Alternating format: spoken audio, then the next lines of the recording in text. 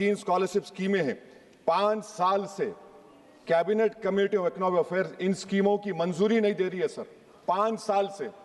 ये आपकी तासुब और नफरत नहीं है तो क्या है बताइए आप।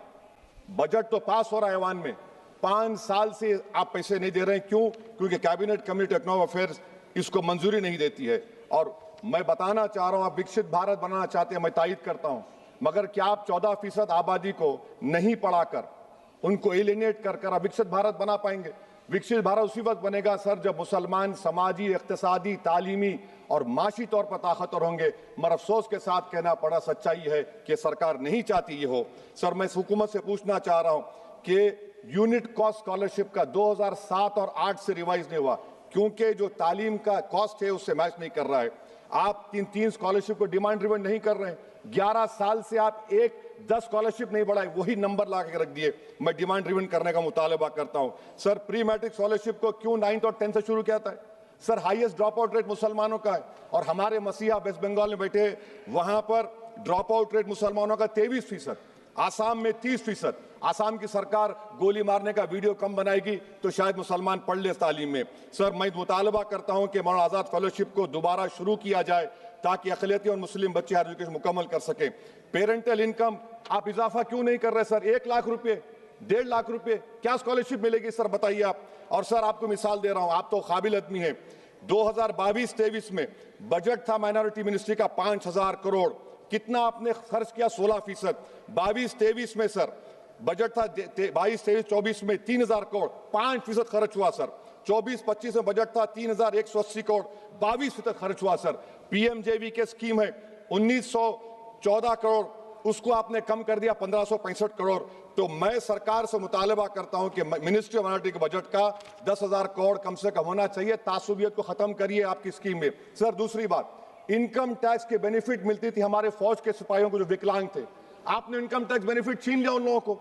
ये कैसा इंसाफ है आपका बताइए, जो फौजी सर्विस में है। अरे प्राइम मिनिस्टर अगर एक ट्रेन की झंडी दिखाएंगे तो उससे बढ़ के पैसे खर्च हुआते, तो आप क्या बचा रहे? सर 11-12 साल से वजीर आजम मोदी हैं, हमारी एयरफोर्स का स्क्वाड्रन गिरकर 29 पर आ गया।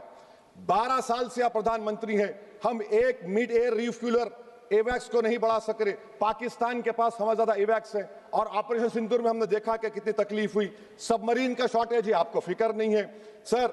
और हम 3rd एयरक्राफ्ट कैरियर हम भूल गए। आखिर कैसे हम चाइना को इंडो पैसिफिक में रोक पाएंगे? ये देशभक्ति नहीं है सर। हमारी फौज में कमी है। क्या ये मुल्क इतना कमजोर हो गया कि हम अपनी फौज में बच्चों को भर्ती नहीं करा सकते?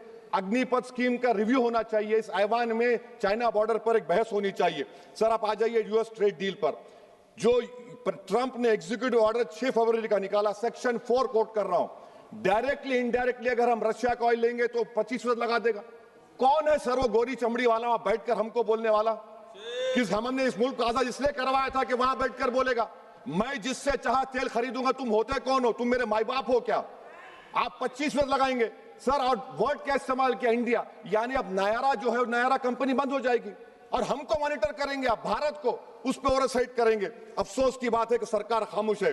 सर 2019 में ईरान का ऑयल मत लो बोले, आपने गलती की, आपने ईरान का ऑयल नहीं लिया। तो अमेरिका ने कहा कि इराक से लो, कंपेरेबल रेट पे, कंपेरेबल रेट पे, मार्केट रेट, नॉमिनल प्राइस पे नहीं। आज यूएस कह रहा है कि मोनोपोली रेट पे लो। कहां है सर? क्यों हम क्यों कर रहे हैं? क्यों इतना गिर रहे हैं इस गोरी चमड़ी वाले के सामने? आखिर हमारी हमियत कहां है सर? और एक बात बता रहा हूं सर, ये यूएस ट्रेड डील से यूरोपियन कर 2 मिनट सर, यूरोपियन यूनियन की ट्रीटी से हमारा पीएलआई का पूरा असर पड़ेगा, क्योंकि आपने टैरिफ गिरा दिया।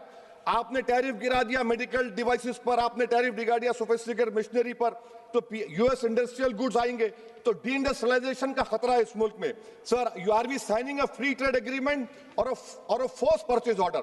सर बांग्लादेश से यूएस ने कह दिया कि हमसे कॉटन खरीदो, 0 टैरिफ। सर भिवंडी, मालेगांव, बनारस के पावरलूम का क्या होगा? 70% रॉ कॉटन हम देते हैं बांग्लादेश को।